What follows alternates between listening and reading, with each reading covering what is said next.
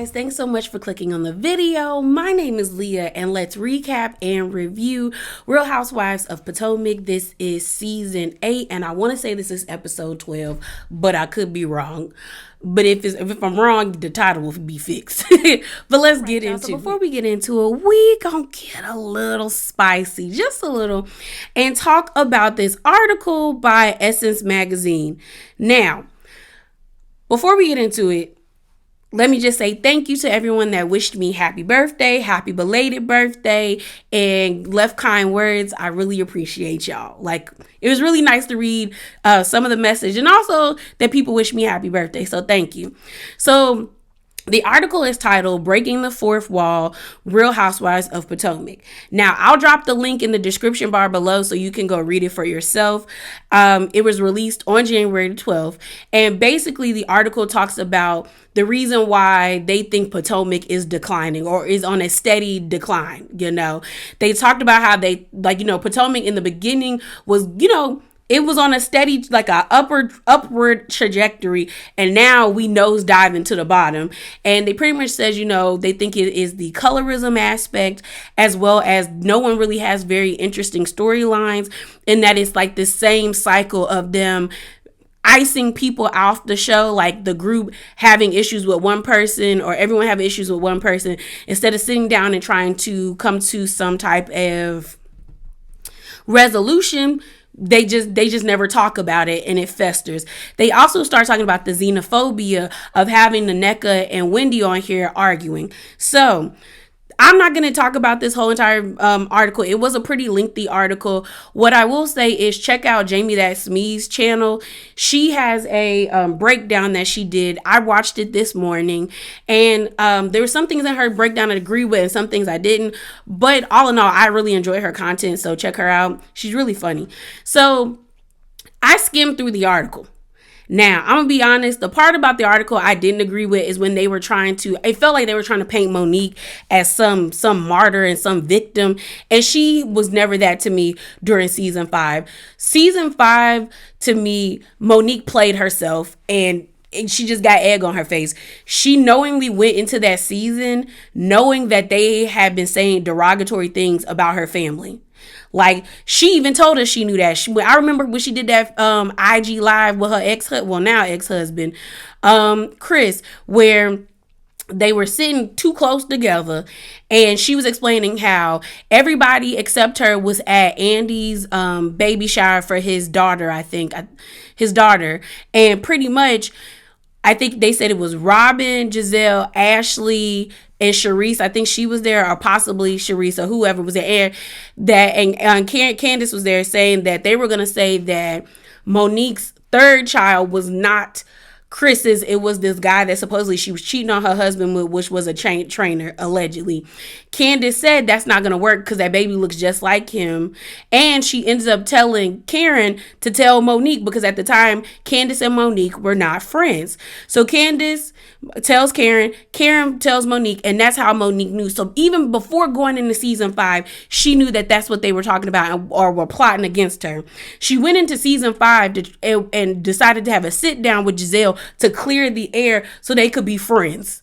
Then people always conveniently leave out how Monique was okay with icing Candace out of the group. They were at Ashley's baby shower, where Charisse was, who Monique swears she had an issue with, but she ran like crazy when she saw Charisse.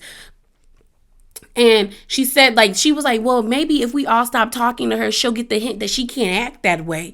So Monique was okay with icing Candace out. She just didn't think the Uno reverse was going to tap on her, and she was going to do it to herself and play herself. Because when they get to the winery, girl, you getting that angry to assault somebody because they were like, I'm asleep, I'm bored. And you're like, twirl. And Candace was twirling, and then because Robin and Giselle were laughing at you, and because she was getting the best of you, you proceed to yank and yoke that girl up and beat on her. When Robin got in your face and all you had was an umbrella, saying, I'll choke you out with my umbrella, Robin, I got too much to lose. You clearly didn't have that much to lose when you put hands on Candace. And then the person that you were trying to impress is laughing in your face, but the person you're trying to impress also was going to spread lies about you. Yeah, that lady played herself. She was no victim. She was nobody's victim. You got played. You got played. Just call it what it is. But the parts of the article I did agree with was when they talked about the xenophobia, where they pretty much was like, I don't understand why production brought this story here if they weren't going to take the proper time to flesh it out, as well as to introduce derogatory things to them. Like, they in that article they talked about how osu is used as a derogatory term against people, that it has a long history of negative connotation, and why would they introduce this to Potomac? And I agree. I don't understand why, when you had such a heavy and dark storyline you had last season with the whole Candace and Chris situation with Giselle, and then Deborah and Eddie and Chris, that you would then now bring this storyline here and not try to make this a lighter season. You know what I mean? Now, do I think the whole thing is dark? Not really. I know a lot of people feel like it's dark. I just feel like it's culturally irresponsible of production to run this story and not do their due diligence to like force Wendy and Nneka to have a conversation. Like, after Ashley told Wendy what Nneka said, then production should have told Wendy and Nneka, hey, y'all need to sit down and have a conversation and actually talk it out. And the fact that they haven't done that, I feel as though production, I don't think they understand. I don't know why they don't get that's not something that we're interested in. Like, I don't get why they're not like, I don't know. I don't get it. I really don't. I don't get why they don't stop certain storylines, because we know they have the ability to do that. They could have stopped that storyline with Giselle and Candace. Like, when we saw Eric should have been like, yeah, this not a storyline we gonna run with, Giselle. Pick something else. Same with this. Y'all could have stopped this and been like, hey, we not running with this storyline. Pick something else. Y'all can beef or have little spats and stuff, but we not gonna get that deep this season. Maybe season 9, but not season 8 after what we had with season 7. I just don't get what they're trying to do. And unfortunately, a lot of people have tapped out because them ratings are declining. Like, compared to where they were when the season opened to now, there is a shift in viewership. So I don't know what they're going to do moving forward, if they're going to boot people off the show or not. But hey, who knows? So the next thing we're going to talk about is Giselle. So Giselle was on Watch What Happens Live with Renee Rabbits. I don't think that's that lady's last name, but she is playing Gretchen Wiener for the Mean Girls the musical. She's actually a artist. I've heard a few of her songs. I don't really have any interest in going to see Mean Girls. A friend of mine tried to get me to go, and I was just like, it's corny. And don't get me wrong, I love me a good musical. Like Hairspray, Grease, The Wiz, what's it called? Hairspray, Grease, The Wiz, West Side Story. Like, there's certain things I used to listen to Crybaby. I've seen Crybaby. I used to love that movie a lot. Like, I like musicals. It's just, I don't know. I just don't get why they made Mean Girls into a musical. It doesn't give musical, like, it just doesn't do that for me. So I didn't really have any interest in seeing it, but I did think it was funny that she's the leader. Like, the lady, Renee, is Gretchen Wiener, so the leader of the Mean Girls. The main villain in Mean Girls, and then you got her sitting next to Giselle, which everyone classifies as a mean girl, and that's how we got like the pop culture reference of calling people mean girls. I just thought that was funny that they set them together. Low-key, I feel like they did that on purpose to be like Giselle, like the network was like, Giselle, we see you. I don't know, but Andy poses a viewer question to Giselle, and I'm going to play the audio because this is what she had to say, and then we're going to get into the review after I give my thoughts.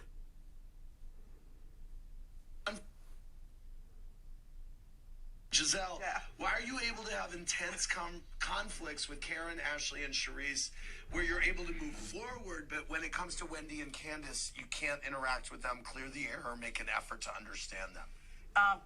The people, Karen, Ashley, Charisse. Yeah.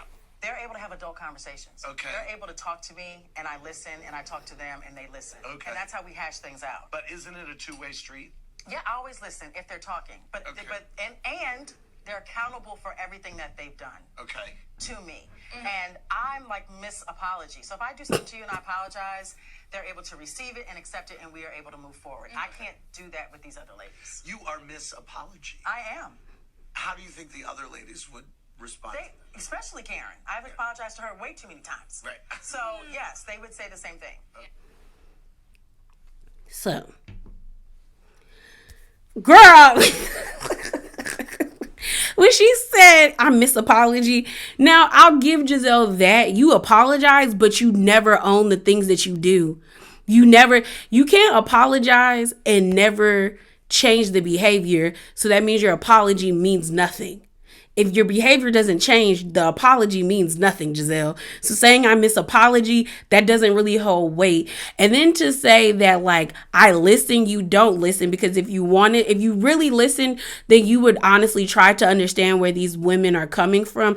And you don't, because you don't really think what you're doing is wrong. If we're going to be a 100, I don't know why you still mad at Wendy, because Wendy just went at you. You were trying to say that her husband was out here doing things he had no business, telling her she changed her body because of her man, because he had liked all those booty pics. And she told you basically like, girl, where's your man? How you gonna judge me when you was changing your body for your husband? You was out here giving tummy tucks and he still was cheating on you. So what are you talking about? And then the Candace of it all.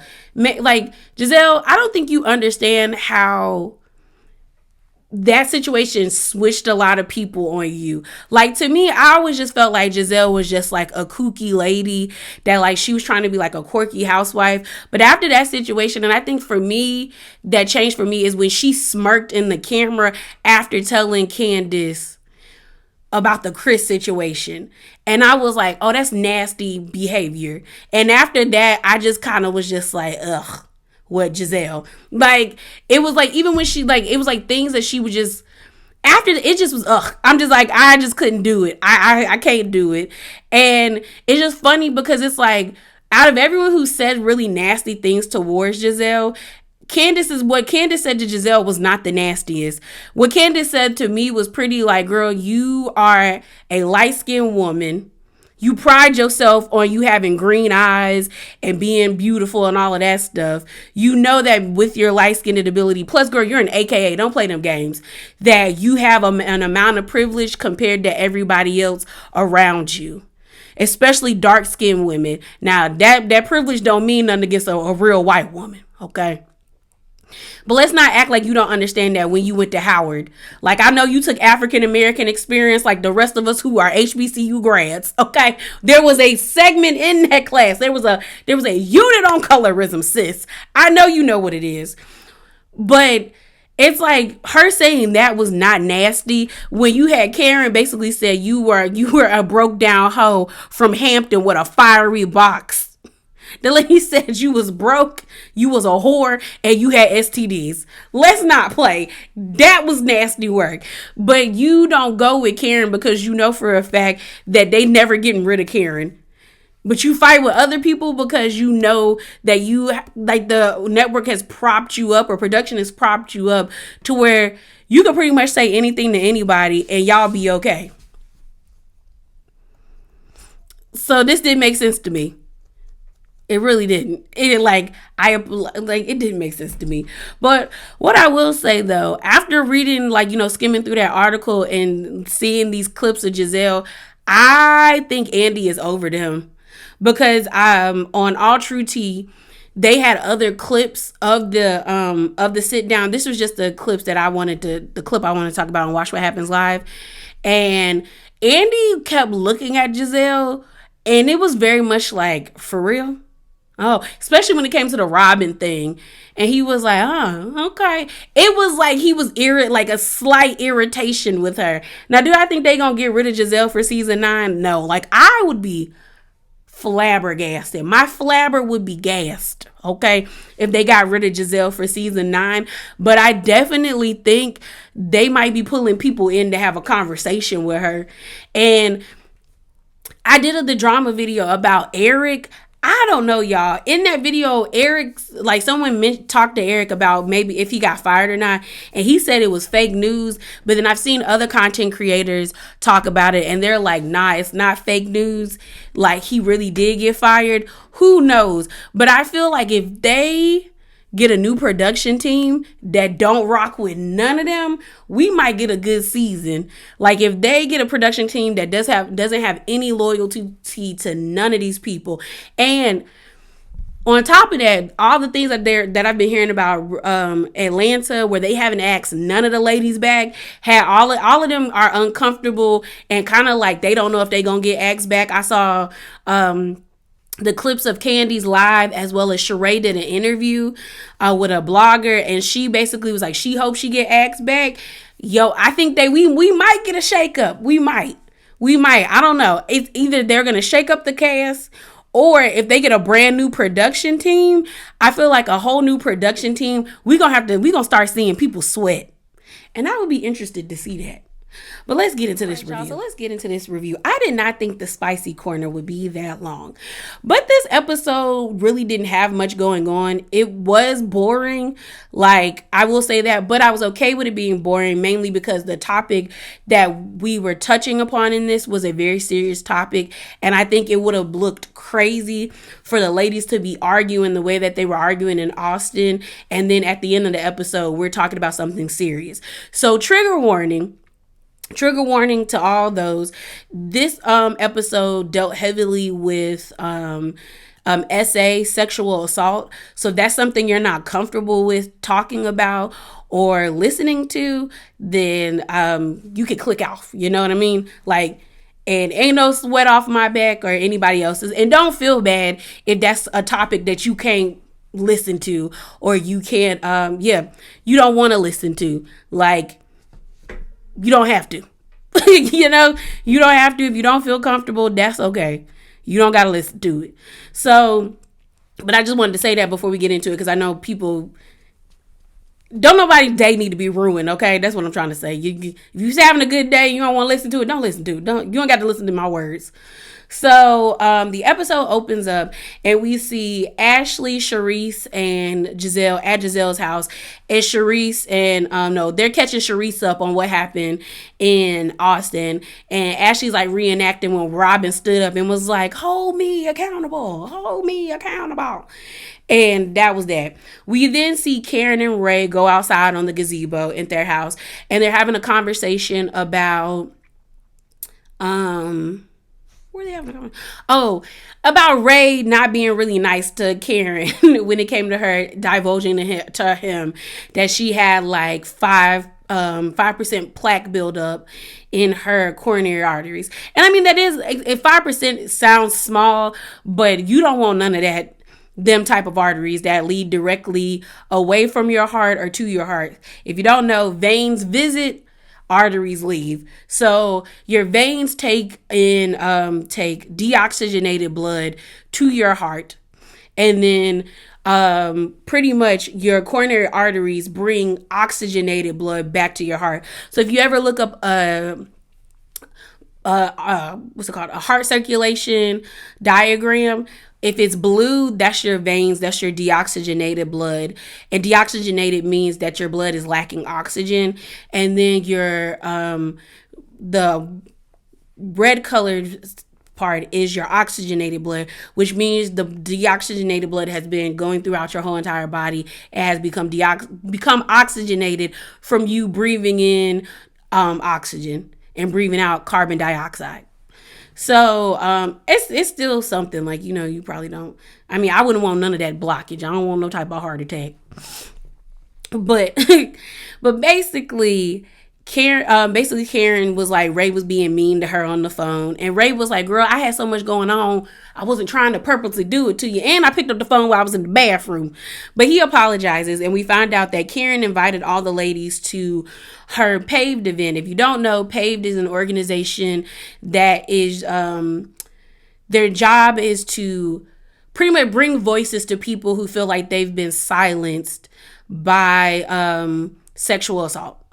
So they pretty much were like, you know, she's been an ambassador since I think for 5 years. So she's having this event. She's doing a luncheon and she invites all the ladies. Ray was like, girl, you gonna need a magic wand to make sure everybody be on their best behavior. But Karen don't play when it comes to them PAVE events. They showed a clip of when she kicked out Robin and Giselle at the last PAVE event that was 5 years ago. Cause she was like, this is a serious topic. I'm not playing with y'all. Get away from me. She said security. And Karen get on my nerves, but I didn't even fault her for that. Like, we're not doing this and we're talking about something this serious. So our next scene we see is of Robin, Juan, G, and Mia. Mia invites Robin and Juan to come to the culinary, like, I guess they got like a culinary institute or something out there, and they were gonna make pasta. Mia pretty much says since they ain't got no money and they had to let go of their nanny, and their nanny was dueling as their chef as well, they start getting back into the kitchen. You know what I mean? And so they invited them to come. While we see Robin and Juan pull up, I guess they pretty much see, that's the other thing. Like, I feel like you really do forget that you mic'd up, because that man was on that phone begging the people to reach out for him to get, like, you know, to set him up with a job. And I'm not hating the hustle because he wants a job. Hopefully he finds a job. But it looks like it's been really hard for Juan to get a job. And I think that is for two reasons. One, you know, that whole situation that happened at Coppin State reflected very negatively on him. And now Juan, so here's the thing. With that whole situation, to me, Juan did the bare minimum. He did what was in the student handbook. So legally, he's not wrong. And like he did the proper steps, but he didn't do enough. And I think that reflected negatively on him, as well as the school didn't do enough. And then also the team wasn't winning. And, you know, when it comes to these types of situations, unfortunately, with the way society is built up, if you got enough money to make it go away, you can make it go away. If Juan was winning championships or helping put more seats into the games or at the stadiums or at the arena, they probably would have found a way to help him keep his job. Like, but the issue is they weren't winning, and then this scandal happens. Yeah, you getting the boot. You the first person to go because you the one that's closest to it, because you hired that student that became a coach and did all these horrible things to that other student. So it's like, you're the first person to go. I think it probably would be easier for Juan to get a job if this whole situation wasn't, like this whole thing wasn't hanging over his head, but it is. And maybe he might need to find another avenue of work. But I mean, if he don't got a college degree or any other businesses, it's going to be pretty hard for him to get another job in coaching, in my opinion. So we also find out that Robin is partnering with this company called Glow 30. She posted on Instagram that she opened up her franchise. The building actually looks nice, so congratulations to her. She pretty much says, you know, with Juan losing his job, it's now making me understand it's important for me to diversify my portfolio. Pretty much meaning like she gonna still be the breadwinner of the family, because this man ain't found a job yet. Because what's crazy to me is that this is the most we've seen of Juan. Even during season 1 and 2 and 3, like that man did never come to anything. And now, because he ain't got no job, I wonder if they're paying him. Or I wonder if they told Robin if he's in a lot more scenes or if he's around more, then they probably would get paid more. I wonder. So she's opened up her own little franchise of Glow 30. While they're there, Mia did her job. Mia, you know what? The crazy thing is, like, Mia could be a decent housewife if she would just be a villain. Like, Mia would be a good villain, but the issue with Mia is Mia wants to be friends with Robin and Giselle. And I'm like, girl, if she was neutral where she flowed between both like fractions of the group, I think she would be great, because she was asking Juan like real questions, like, so about the thing that happened in Canada. So what went down? Like when she said, and when Juan was explaining it, being like, you know, she lost her card at the casino and she asked for me to pay for it, and Mia was like, you know, you could pay, like, so you paid for it over, can't you pay for that over the phone? And he was like, you know, I went to the hotel to pay for it. And Mia made a face like, okay. And you got Robin just standing there. And I couldn't tell if Robin was like okay with Mia asking these questions of Juan, or if she just didn't want to say nothing because she didn't want to make the situation worse. Because Mia was just kind of like, but we're not going to do that again, right? And he was like, no. No, I think she said something, there's not going to be a next time. And then even G was listening to him like looking at Juan like, you can't lie better than that. And then, like Mia said in her confessional, they definitely rehearsed this because they showed a flashback of Mia and Robin talking when they were in Austin, and Mia pretty much saying like, girl, your story is convoluted and I don't really believe it, and I don't think anybody else believes it, sis. And they had a conversation. You can tell that Juan doesn't like to be questioned because, or he doesn't like to be questioned, but he also wasn't prepared because he was stuttering a lot. He was tripping over his words. And it was just like, yeah. What's funny is Juan used to be so attractive to me, but now he just looked like a bum. And that's horrible. He just looks like, because it's just kind of like, you don't have a job. You're not that nice to Robin. And like I told you, I somewhat like Robin to a certain extent. But it's like, you don't got a job. You're not really nice to Robin. You never, like, it's just, he's not attractive anymore, pretty much. Even when they were doing the whole thing, he was like, Robin, you gotta do it this way. And I was like, this is supposed to be like a sweet moment for y'all, and it's not very sweet. It's not very sweet. So we get more information about what happened with the lawyer that unfortunately unalived himself. And it does seem like Mia is trying to blame G for this dude doing it, saying that she feels like there was a different way this could be handled. But I feel like that's not fair to put all of that on G. If it is true that y'all's money got stolen or that man scammed y'all out of money, then I feel like G had every right to go about this in the legal way to get his money back. Now, I did see some people in comments being like, they feel like maybe Mia and G were scamming allegedly, and now they feel bad because Mia feels bad because the man is gone and she didn't think that was going to be the outcome.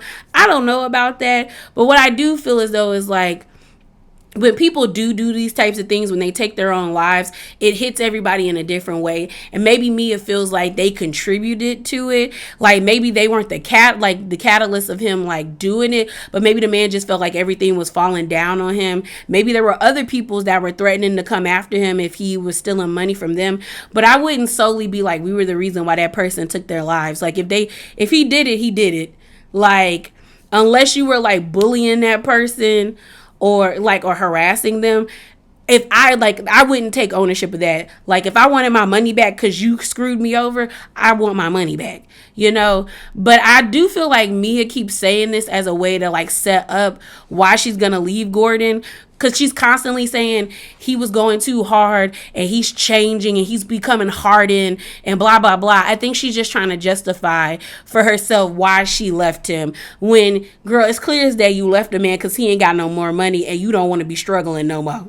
So we then get this scene of Grace and Giselle. So Giselle takes Grace to like a self-defense class, and for the most part it was, you know, a nice little moment. I laughed, like the way I cackled when Grace was like, oh my god, when the man was like demonstrating if someone tries to like grab you into a van, she was like, oh my god. It was the way she said it. Like, she was like, okay, y'all, we just trying to do defense, like you doing a lot.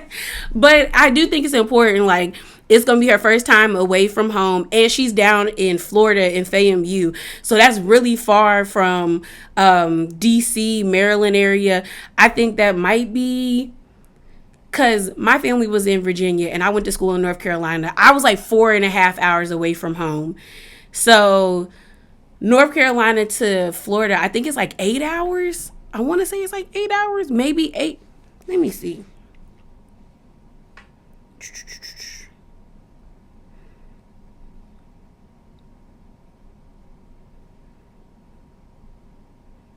Okay, so it's 10 hours. So from North Carolina to Florida. So that's like a 13-hour, 14-hour drive if Giselle wanted to drive down there. So I do think it's important that Grace knows how to defend herself, as well as, you know, she's smart about her surroundings and things of that nature. I saw some people say some things about Grace's attitude towards Giselle. I feel like it was normal. She's 18. She gives off like 18-year-old that's ready to be out in the world, to have her own life experiences, to be away from her mom and her sisters. It probably feels like it's been the four of them for so long that she probably just wants a new experience. I don't think there's any issues between Giselle and her daughters. I do appreciate how they be getting her together, though.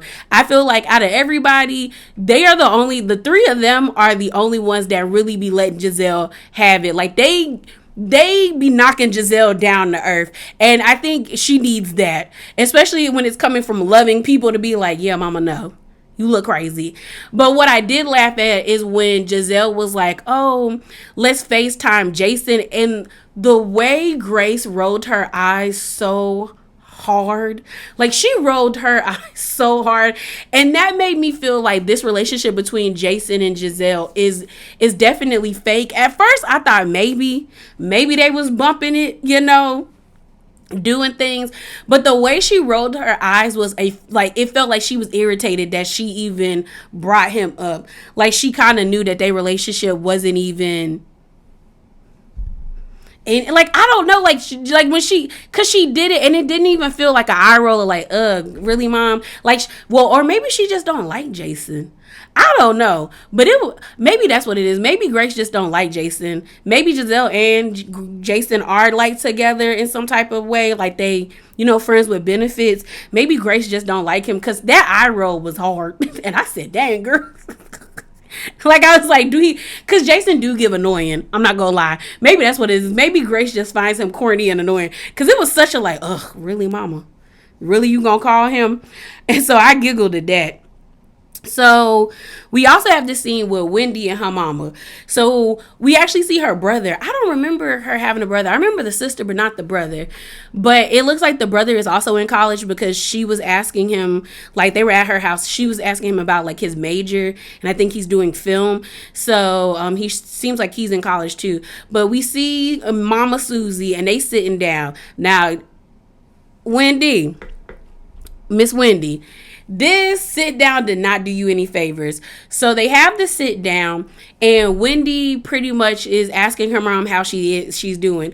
When Wendy was talking about her mom having surgery when they was in Austin, she did make it seem like her mama just dropped dead, like, out of nowhere, and like passed out, and like they needed to rush to the hospital. But it seems like the mom had an elective surgery, and maybe there was complications after the surgery that they didn't know about. Maybe that's what it was. But she did have surgery. She's feeling better. Wendy starts talking to her mom about NECA, and she's like, do you know who NECA is? And the mom was like, who is that again? I'm like, girl, you know who NECA is, because you can't tell me that Wendy didn't come back and tell her mama about that girl calling her a witch and all of that stuff. Well, Wendy was like, well, mama, Lebe and Ivy. And the mom was like, oh, okay. She was like, yeah. She was like, no. And I could kind of probably give Wendy's mom a little pass, because I tell my parents about people all the time, and they be like, who is that? And then once I started to talk about them, they be like, oh, that person. Yeah, I know who you talking about. Okay, keep going with the story. But pretty much it seems like Ivy and Lebe were friends. They fell out, and Wendy's mom called Lebe. Mama Susie called Lebe and basically said, girl, it's easier to make enemies rather than friends. Like, you don't want to lose this friendship, or whatever they were arguing about.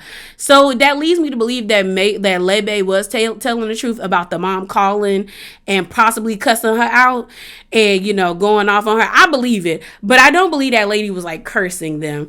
Wendy talks about the shrine, and the mama was like, the only shrine I know is at Baltimore Saint something.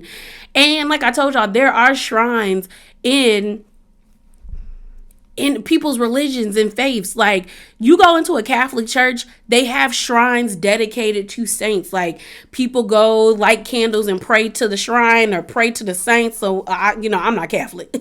I was raised Baptist. But like, that's like when people go kneel. I think about it like when people go kneel at the altar or go during communion. So she was just like, girl, I don't know what y'all talking about. But the mom pretty much was just like, Pretty much, like, she was like, if we need to have she was like, if I need to talk to NECA, she was like, if I ever meet her, I'm gonna pray for her.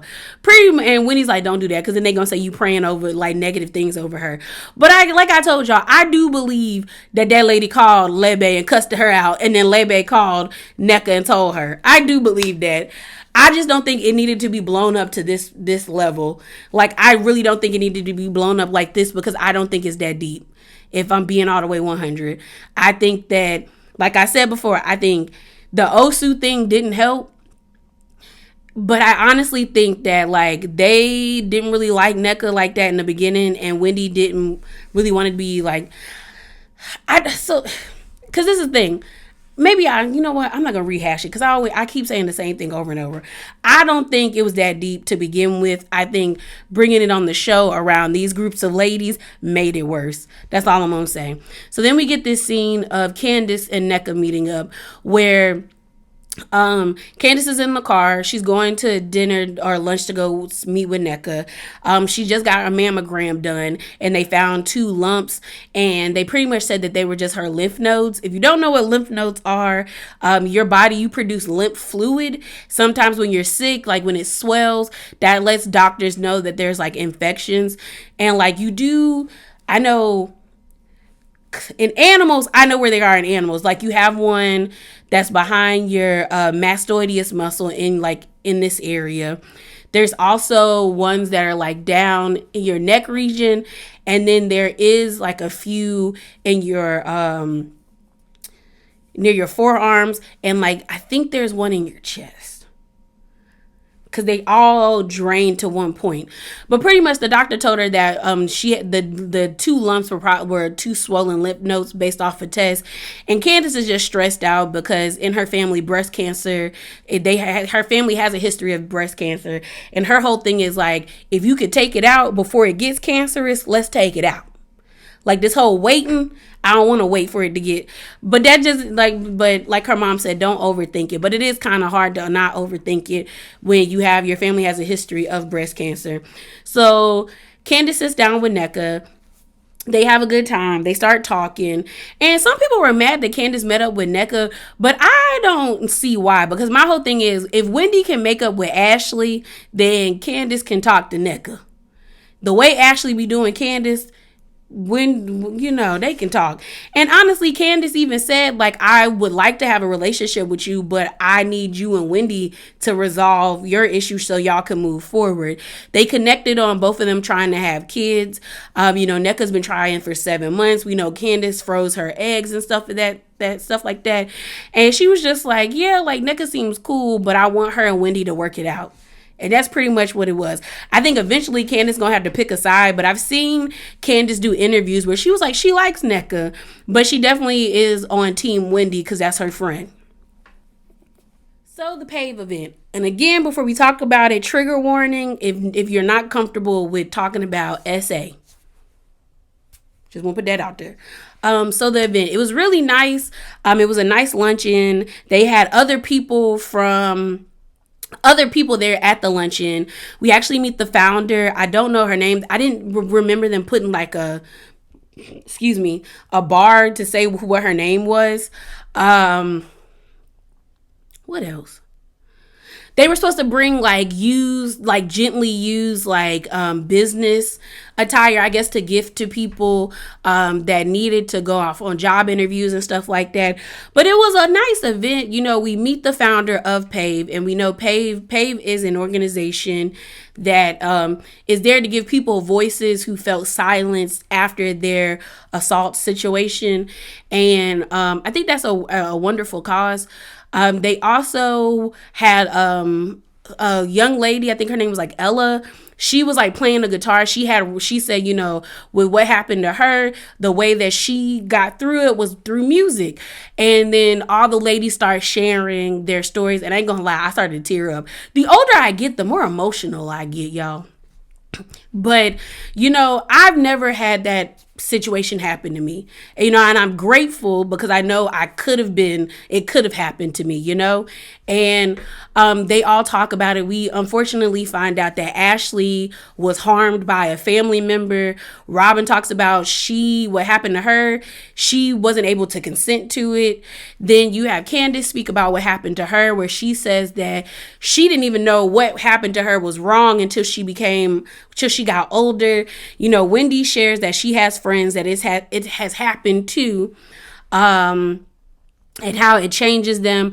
Giselle talks about how she wants to be able to help protect her daughter. So what should she do? We end up seeing Giselle go and speak to the lady that is the founder of the event, and she expressed to them, like, listen to your gut. And she's not lying. That's always been what my parents have told me. Like, if you don't feel comfortable in a situation, leave. Like, call us. Like, especially before I went off to college, it was like, when you put your drink down, that drink is no longer yours, go get you another one. Go buy you another one. No matter where you are in a big group like that, don't ever drink nothing you put down. They also always told me, like, if you're somewhere and you don't feel safe or comfortable, call us. We will get you an Uber back to campus, or a taxi. It was always like, if you don't feel comfortable, leave. And that's the truth. If you don't feel comfortable and you don't feel safe, you have the right to leave. You can get out of there. Okay?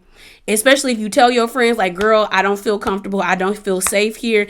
If they don't want to leave with you, they don't got to leave. Like, let them be. You get right up on that Uber, your Lyft app, a taxi, whatever, get in that taxi and take your ass back to campus. Go back home, And even if you're like, even when we were in high school, my parents always said the same thing. When you put your drink down, don't drink it.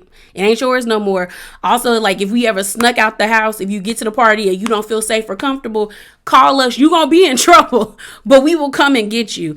I think it's very important to create an environment and a space where your kids can talk to you about that, about if that ever happens to them, or if they don't feel safe, or if somebody in their family or a friend of the family makes them feel uncomfortable. If you create that space for them, you can stop these things from happening, or you can get, like, whoever did it can be held accountable and sent to jail, and possibly more than likely get they rocked, okay, or put in the ground. Yeah, it's just like, it's sad. It's sad that, like, you have to have these conversations, but these conversations also need to be had with your sons, okay? To not be the ones accosting people in this way, as well as to tell people when they get accosted, because it happens to them too, by the hands of nasty grown women. Like, the amount of stories of, like, young men telling the stories I've had with my friends that are male, that tell me stories about when they, like, lost their virginity, or first time they were intimate with somebody, and it's like, bro, that's not okay. And they think it's okay because society has ingrained in their minds that, like, as a boy, you're supposed to want that. And it's like, no, you're not. Especially not at that age, by the hands of somebody like 3 times or 2 times as old as you. That's disgusting, and they're disgusting. Okay? So it's important. Like, you got to talk to them about putting their drinks down too. I will never forget, I was at a party, and me and my friends ended up leaving, and next thing I know, we get a text that they had to call the ambulance because somebody put something in one of the boys' drinks, and he had to go to the hospital to get his stomach pumped. I don't know if he ever found out what they put in their drink, but whatever, he had to go to the hospital. They said that he started falling all over the place. They were stressed out and scared. They thought he was going to, die. And then they got to the hospital and they had to pump that boy's stomach. So even boys, like, everybody got to protect themselves, because you never know who be out there. And I mean, yes, it's one gender. We know they be doing a lot of that stuff, but it's also the other one too. And the people in between can do it too. So you always got to protect yourself. While the young lady that was, like, strumming the guitar, me is visibly emotional, because it's a very somber situation. Like, everybody is feeling And she leaves and she starts crying. And you notice the only person that went up after her was Ashley. Like, as many times as Mia was running after Robin and Giselle, well, mainly Robin, I was surprised that they didn't check up on her. As well as when she came back, you had Wendy and Candace being like, you okay? But I'm not going to fault them too badly because the situation probably was mad uncomfortable. And probably they didn't know how to, like, comfort people. So Mia's in the bathroom crying, and she tells us maybe that's the reason why she's probably mean to Jackie or Jacqueline. We saw how she was with Jacqueline last season, and she was talking about how something happened to her and she was mad at Jacqueline because Jacqueline like left her, but she didn't really give details of like how old they were, like, or things of that nature, because they've known each other since they were like 15 or 16. And she was like, she thinks that's one of the reasons why she's mean to Jacqueline, even though she's like, she knows it's not Jacqueline's fault because Jacqueline was asking her after things happened, like, what happened. Now I'm gonna be honest with y'all. This threw me off with Mia because I'm like, okay, it still isn't, it doesn't give you a right to for the way you treated Jacqueline, because you were nasty to her. Because the right thing to do would have stopped being friends with her if you were angry with her, or tell her you're angry with her by, because of what happened. But a lot of people, I'm not gonna lie, y'all, because Mia lies so much, I saw a lot of comments online that like did not believe Mia. But I'm gonna err on the side that to believe it, because I would hate for her to lie about this, because this is not something you lie about. Okay. This is not something you lie about. But a lot of people felt like Mia was lying. Like because especially when she brought up the Jacqueline part, people were like, it felt like she was trying to make it something convenient to like trying to absolve herself for being so nasty to her. But I don't think she's lying about what happened to her. I do feel as though that still doesn't justify how you treated her, because it felt like you just brought Jacqueline on the show to like embarrass her and make her your punching bag. But we see now that they're friends. But I could see someone doing that to a friend. Like they get harmed in that way, feel like, girl, you left me at this party and this is what happened. But I oftentimes see people when they share these stories talk about how they're no longer friends with those people. So I do kind of feel like it's weird that you still stayed friends with her if you were so angry with her because you felt like she left you left you for that to happen. I just feel like, I don't know if that should have been brought up. That's all I'm saying. Like, because now people are questioning her story, and I don't think this is a story you should be questioning. But they ended the event. They took a group picture, and, the episode was over. So, yeah, y'all, that is it. That is all. Remember to be bravely authentic, and hop down in them comments below. Deuces.